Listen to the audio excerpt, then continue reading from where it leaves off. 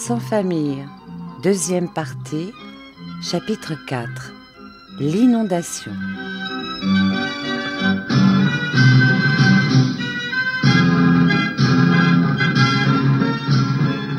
Le lendemain matin, nous nous retrouvâmes dans la mine. « Eh bien, dit l'oncle Gaspard, as-tu été content du garçon, Magister ? Mais oui, il a des oreilles et j'espère que bientôt il aura des yeux. En attendant qu'il ait aujourd'hui des bras, dit l'oncle Gaspard. Et il me remit un coin pour l'aider à détacher un morceau de houille qu'il avait entamé par-dessous, car les piqueurs se font aider par les rouleurs. Comme je venais de rouler ma benne au puits de Sainte-Alphonsine pour la 3e fois, j'entendis du côté du puits un bruit formidable, un grondement épouvantable, tel que je n'avais jamais rien entendu de pareil depuis que je travaillais dans la mine. Était-ce un éboulement, un effondrement général ? J'écoutais. Le tapage continuait en se répercutant de tous côtés. Qu'est-ce que ça veut dire ? Mon premier sentiment fut l'épouvante, et je pensais à me sauver en gagnant les échelles. Mais on s'était déjà moqué de moi si souvent pour mes frayeurs que la honte me fit rester. C'était une explosion de mine, une benne qui tombait dans le puits, peut-être tout simplement des remblais qui descendaient par les couloirs. Tout à coup, un peloton de rats me passa entre les jambes en courant, comme un escadron de cavalerie qui se sauve. Puis il me sembla entendre un frôlement étrange contre le sol et les parois de la galerie, avec un clapotement d'eau. L'endroit où je m'étais arrêté étant parfaitement sec, ce bruit était inexplicable. Je pris ma lampe pour regarder et la baissai sur le sol. C'était bien l'eau. Elle venait du côté du puits, remontant la galerie. Ce bruit formidable, ce grondement, était donc produit par une chute d'eau qui se précipitait dans la mine. Abandonnant ma benne sur les rails, je courus au chantier. Je n'avais pas fait 10 pas que j'aperçus le Magister qui descendait aussi dans la galerie pour se rendre compte du bruit qui l'avait frappé. « L'eau dans la mine !» cria l'oncle Gaspard. « La Divonne a fait un trou ?» dis-je. « Es-tu bête ? Sauve-toi !» cria le Magister. Le niveau de l'eau s'était rapidement élevé dans la galerie. Elle montait maintenant jusqu'à nos genoux, ce qui ralentissait notre course. Le Magister se mit à courir avec nous, et tous trois nous crions en passant devant les chantiers. « Sauvez-vous ! L'eau est dans la mine !» Le niveau de l'eau s'élevait avec une rapidité furieuse. Heureusement, nous n'étions pas très éloignés des échelles, sans quoi nous n'aurions jamais pu les atteindre. Jamais les 40 mètres qui séparent le 2e niveau du premier ne furent franchis avec pareille rapidité. Mais avant d'arriver au dernier échelon, un flot d'eau nous tomba sur la tête et noya nos lampes. C'était une cascade. « Nous sommes perdus », dit le Magister d'une voix presque calme. « Fais ta prière, Rémi. » Mais au même instant, dans la galerie, parurent 7 ou 8 lampes qui accouraient vers nous. L'eau nous arrivait déjà aux genoux. Sans nous baisser, nous la touchions de la main. Ce n'était pas une eau tranquille, mais un torrent, un tourbillon qui entraînait tout sur son passage et faisait tournoyer des pièces de bois comme des plumes. Le même mot qui avait échappé au Magister aux hommes qui accouraient vers nous échappa aussi. « Nous sommes perdus !» Ils étaient arrivés jusqu'à nous. « Il faut nous jeter dans une remontée, » dit le Magister. « Et après, la remontée ne conduit nulle part. » Se jeter dans la remontée, c'était prendre en effet un cul-de-sac, mais nous n'étions pas en position d'attendre et de choisir. Il fallait ou prendre la remontée et avoir ainsi quelques minutes devant soi, c'est-à-dire l'espérance de se sauver, ou continuer la galerie avec la certitude d'être englouti, submergé avant quelques secondes. Le Magister à notre tête, nous nous engageâmes donc dans la remontée. 2 de nos camarades voulurent pousser dans la galerie, et ceux-là, nous ne les revîmes jamais. Sans famille, deuxième partie, chapitre 4, l'inondation.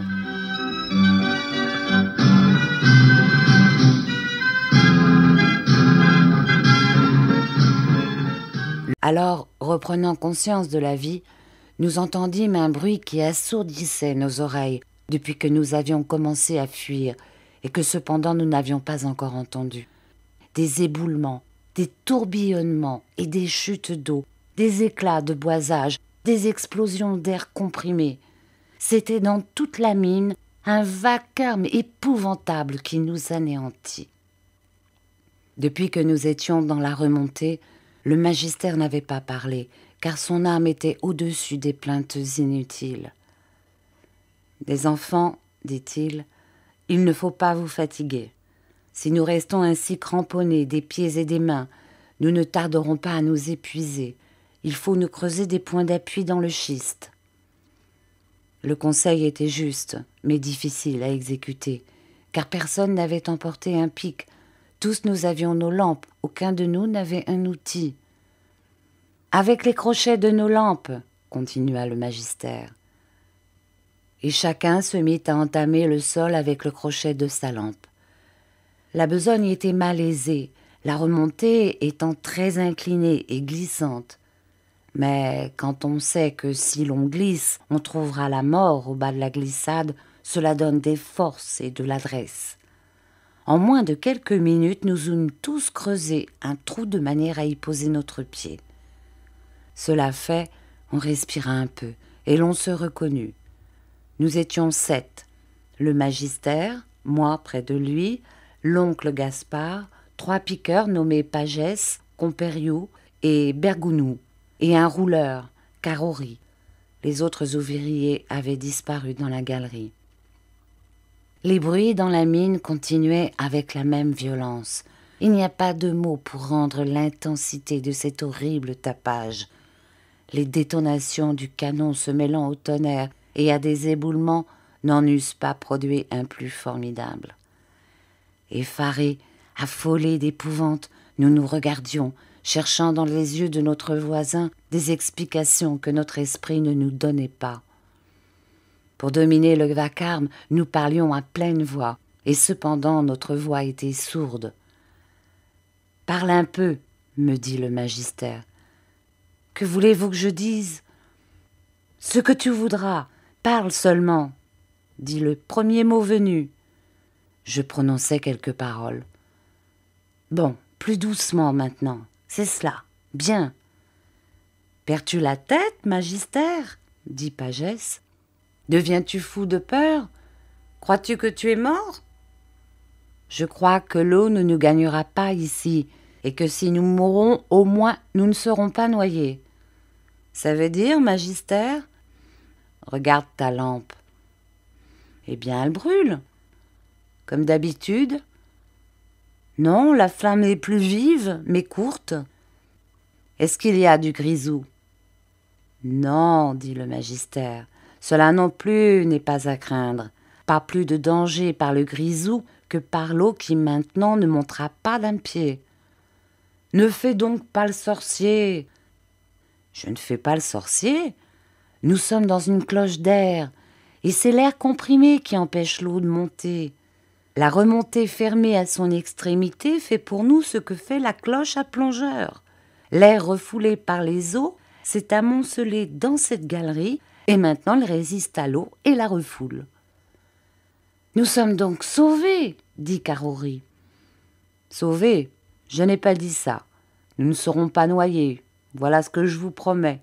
Ce qui nous sauve, c'est que la remontée étant fermée, l'air ne peut pas s'échapper. Mais c'est précisément ce qui nous sauve, qui nous perd en même temps. L'air ne peut pas sortir, il est emprisonné. Mais nous aussi, nous sommes emprisonnés. Nous ne pouvons pas sortir. Quand l'eau va baisser, va-t-elle baisser? Je n'en sais rien. Pour savoir ça, il faudrait savoir comment elle est venue. Et qui est-ce qui peut le dire? Puisque tu dis que c'est une inondation. Il n'y a qu'à attendre, dit le magister.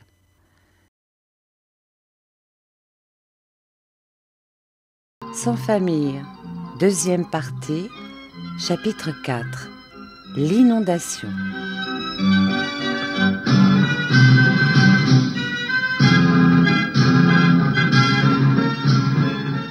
Mais nous allons mourir de faim. La faim, on peut lui résister. J'ai lu que des ouvriers, surpris comme nous par les eaux dans une mine, étaient restés 24 jours sans manger. Il y a bien des années de cela. C'était du temps des guerres de religion. Mais ce serait hier, ce serait la même chose. Non, ce n'est pas la faim qui me fait peur. Qu'est-ce qui te tourmente puisque tu dis que les eaux ne peuvent pas monter? Combien de temps pouvons-nous vivre dans cette ère? Je n'en sais rien.